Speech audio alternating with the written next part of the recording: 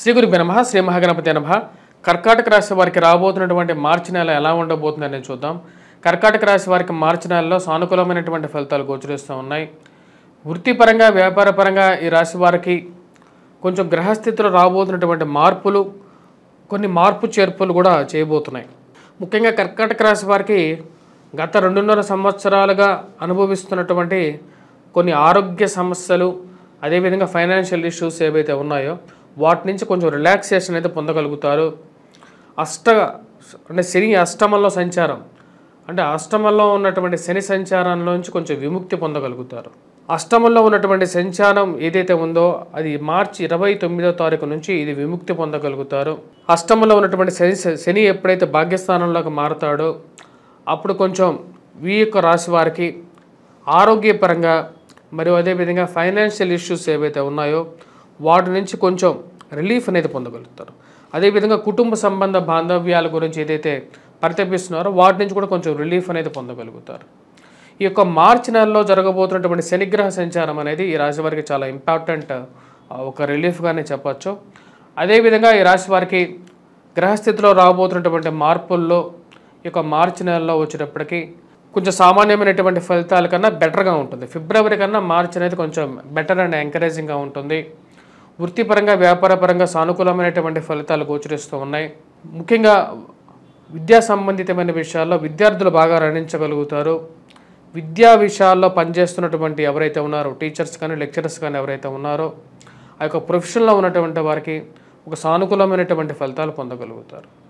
మానసికమైనటువంటి ప్రశాంతత అనేది మార్చి 29వ తారీఖు నుంచి ఈ రాశి వారికి పొందగలుగుతారు. అష్టమ శని సంచారం ఏదైతే ఉందో అది భాగ్యంలోకి పోయినప్పటి నుంచి వీరికి అనుకూలంగా ఉంటుంది. నూతన ఉద్యోగ ప్రయత్న సంబంధితమైన విషయాల్లో కొద్ది కష్టపడి ప్రయత్నం చేస్తే కానీ ముందుకు జరగనటువంటి స్థితిలోనే ఉంటుంది.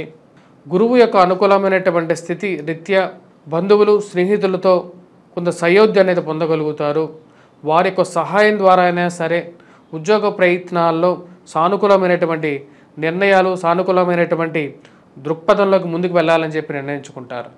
విదేశాన ప్రయత్న సంబంధితమైన విషయాల్లో ముందుకి ప్రయత్నాలు అనేది ఆరంభించాలని చెప్పి నిర్ణయించుకుంటారు. మరియు అదేవిధంగా దూర ప్రాంతాల్లో ఉన్నటువంటి పిల్లలు ఎలా ఉన్నారు, విదేశాల్లో ఉన్నటువంటి పిల్లలు వారి యొక్క స్థితిగతి ఎలా ఉంది, వారు అక్కడ బాగానే ఉన్నారా లేదా అనే ఆలోచనలు అనేవి ఎక్కువ అవుతాయి. మరియు అదేవిధంగా విద్యా సంబంధితమైన విషయాలతో నూతన వ్యాపార ప్రయత్న సంబంధితమైన విషయాల్లో ఈ నెల కొంచెం మిశ్రమంగా ఉండే విధంగా ఉంటుంది. ఫైనాన్షియల్గా రావాల్సినటువంటి డబ్బు గురించి కొంచెం ఎక్కువగా వెతుకులాట, సమయానికి రావాల్సినటువంటి డబ్బు గురించి ఎక్కువగా తాపత్రయం అనేది ఎక్కువగా ఉంటుంది. మనకి ఇవ్వాల్సినటువంటి వారేమో సమయానికి డబ్బు ఇవ్వరు, తీసుకుని పోయేటప్పుడేమో వాళ్ళని 1కి 2 సార్లు కాళ్ళు చేతులు పట్టుకొని వెంటాడి వేదాడి బతిమిలాడి మన దగ్గర డబ్బులు తీసుకెళ్తారు. ఎందుకంటే మన చెయ్యి ఎప్పుడైనా సరే డబ్బులు ఇచ్చేటప్పుడు మన చెయ్యి ఎప్పుడు పైన ఉంటుంది, తీసుకునేటప్పుడే మన చెయ్యి కింద ఉంటుందని చెప్పే విషయాన్ని గమనించగలుగుతారు. స్నేహితులైనటువంటి వారు మరియు బంధువులైనటువంటి వారు ఇటువంటి వారు అనే ఒక ఆలోచనలోకి వెళ్తూ ఉంటారు. అంటే వీరు సమయానికి సహాయం చేయకపోగా ఇవ్వాల్సినటువంటి డబ్బే సమయానికి తిరిగి ఇవ్వక నానా కష్టాలు పెట్టేటువంటి వారు ఇటువంటి స్నేహితులు, ఇటువంటి బంధువులు నాకు అవసరమా, మరియు అదేవిధంగా ఉన్నవి లేనివి నా గురించి బ్యాడ్ ప్రాపగాండా చేస్తూ పిల్లలకి వివాహాలు కాకుండా పిల్లలు ముందుకు ఎదగనివ్వకుండా అడ్డుపడేటువంటి వారు ఇటువంటి బంధువులు నాకెందుకు అని చెప్పి ఒక ఆలోచన అనేది ఎక్కువ మనస్సులో పరితపిస్తూ ఉంటుంది. వీటన్నిటికీ వీరి యొక్క బంధువులు అని చెప్పి మనం ఏదైనా ఒక విషయం వారికి పాజిటివ్గా చెప్పినా సరే, నాకు ఇలాంటి ఇది రాబోతుంది, అలాంటి ఉద్యోగంలో ఎదుగుదల రాబోతుంది అని చెప్పినా సరే కుళ్ళుకొని బాధపడేటువంటి వారు ఎటువంటి స్నేహితులు, ఎటువంటి బంధువులు అని చెప్పి ఒక ఆలోచన మానసికంగా బాధించే విధంగా ఉంది. బంధువుల కన్నా స్నేహితులే బెటర్ అని చెప్పి ఒక ఆలోచన ఎక్కువగా మనసులో అనిపిస్తూ ఉంటుంది. ఫైనాన్షియల్గా డబ్బు ఖర్చు విషయంలో కంట్రోల్గా ఉండాలని చెప్పి నిర్ణయించుకుంటారు. దుబారా ఖర్చు విషయంలో ఎన్ని విధాలుగా ఎన్ని గుళ్ళేళ్ళు పెట్టినా సరే, ఎన్ని ఫెవికాల్స్ చేసి అతికిచ్చినా సరే బిందెకి ఎక్కడి నుంచి చిల్లుబడిందో నీళ్లు పోయినట్లుగా డబ్బు ఏదో విధంగా ఖర్చు అవుతూనే ఉంటుంది. వీటికి ఎలాగైనా సరే ఒక నిలుపుదల చేయాలి అని చెప్పి భావిస్తారు. జీవిత భాగస్వామితో సత్సంబంధాలు ఏర్పరచుకోవడానికి ఎక్కువగా ప్రయత్నం చేస్తారు.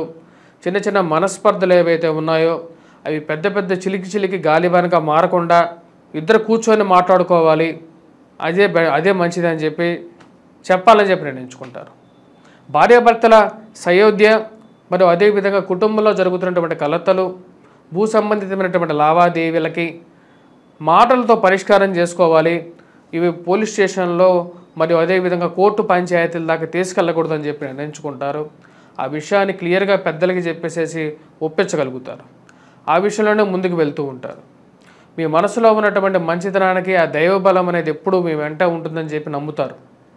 శివారాధన అనేది చాలా ముఖ్యమైనటువంటి విషయం. రాబోతున్నటువంటి ఫిబ్రవరి 26వ తారీఖున ఏదైతే ఉందో అది సానుకూలమైనటువంటి ఫలితం ఎప్పుడైనా ఇవ్వగలుగుతుంది. అని శివరాత్రి అనేది ఒక్కరోజే కాదు, ప్రతి మాస శివరాత్రికి కూడా శివుడు భోలా శంకరుడు మంచి ఫలితాలు కూడా ఇవ్వగలుగుతాడు. ఈ రాశి వారికి విద్యా సంబంధితమైన విషయాల్లో విద్యార్థులు 1-2 సార్లు కష్టపడి చదవగలిగితే పూర్తి అనుకూలమైనటువంటి ఫలితాలు పొందగలుగుతారు. రాశి వారికి గురువు అత్యంత అనుకూలమైనటువంటి స్థితిలో ఉన్నాడు. విద్యా సంబంధితమైన విషయాల్లో విద్యార్థులు బాగా రాణించగలుగుతారు. మరియు అదేవిధంగా ఎవరైతే విద్యా ప్రొఫెషన్స్లో ఉన్నారో అంటే ఎడ్యుకేషన్ రిలేటెడ్ ఫీల్డ్స్లో ఉన్నటువంటి వారు కూడా బాగా రాణించగలుగుతారు. మ్యాథమెటిక్స్ విద్యా విషయంలో, గణితంలో, యాప్టిట్యూడ్ టెస్టుల్లో కూడా వీరు రాణించడానికి ముఖ్యంగా కుజుడు అంత అనుకూలమైనటువంటి స్థితిలో లేడు. ఆ విషయాన్ని గమనించాల్సినటువంటి ముఖ్యమైనటువంటి సూచన. దీనికి ముఖ్యంగా వచ్చేటప్పటికి ఎటువంటి పరిహారం చేసుకోవాలి అనేది కూడా మనం చూద్దాం. ముఖ్యంగా వచ్చేటప్పటికి ఈ రాశివారు హనుమాన్ చాలీస పఠించడం, హనుమాన్ దేవాలయ దర్శనం చేసుకోవటం, సింధూరాన్ని పెట్టుకున్నట్లయితే కొంచెం అనుకూలమైనటువంటి ఫలితాలు పొందగలుగుతారు. రాబోతున్నటువంటి నెల రోజుల పాటు వీలైతే ప్రతి మంగళవారం కూడా స్వామివారికి ఎవరైతే హనుమాన్ దేవాలయ దర్శనం చేసుకున్నప్పుడు ఆకుపూజ చేయించండి. అది మీకు అత్యంత అనుకూలమైనటువంటి ఫలితాలు పొందగలుగుతారు. సింధూరాన్ని సమర్పించండి. మంగళవారం పూట ఆ సింధూరాన్ని నివేదనగా తీసుకొని స్వామివారికి సమర్పించి ఆ సింధూరాన్ని తీసుకొని పెట్టుకోండి. అది మీకు మంచి అనుకూలమైనటువంటి ఫలితాలు కూడా ఇవ్వగలుగుతుంది. మరియు ఈ రాశివారు వృత్తిపరంగా, వ్యాపారపరంగా ఏదైతే ఉద్యోగం చేస్తున్నారో ఆ ఉద్యోగంలో బెటర్మెంట్ కోసం ఏదైతే ప్రయత్నాలు చేస్తున్నారో, ఉద్యోగం మారితే కానీ నా జీవితంలో మార్పు రాదు, ప్రమోషన్స్లో మరియు అదేవిధంగా ట్రాన్స్ఫర్స్ రిలేటెడ్ ఇష్యూస్లో ఒక కదలిక కోసం వెయిట్ చేయాలి, రాబోతున్నటువంటి కొత్త సంవత్సరంలో అయినా సరే మార్పు జరగాలని చెప్పి భావిస్తూ ఉంటారు. నూతన ఉద్యోగ ప్రయత్న సంబంధితమైన విషయాల్లోనూ ఈ రాశి వారికి ఈ యొక్క నెల చివరిలో సానుకూలమైనటువంటి ఫలితాలు పొందగలుగుతారు. బంధువుల సహాయం అనేది ఎంత వెయిట్ చేసినా సరే దొరకదు అని చెప్పి నిర్ణయించుకుంటారు.